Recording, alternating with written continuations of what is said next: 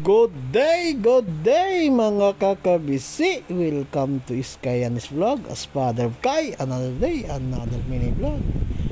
Ngayon, paksiw naman ang lulutuin natin. Hinalo na natin ang mga pampalasa dyan. Halo-halo na sila dyan.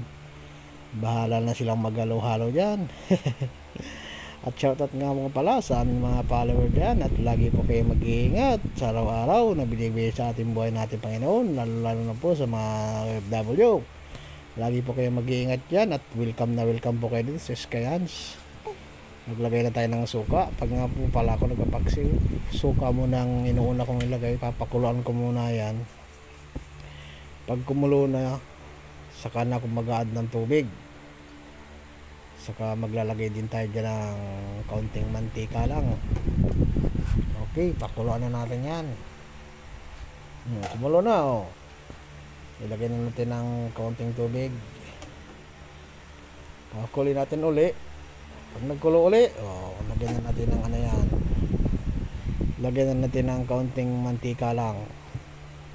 Yan. Kunting minuto na lang yan. Papahibasin lang natin konti yung sabaw. Okay na yan. Bakals na! Okay na yan. Thank you for watching po. Next video pa tayo.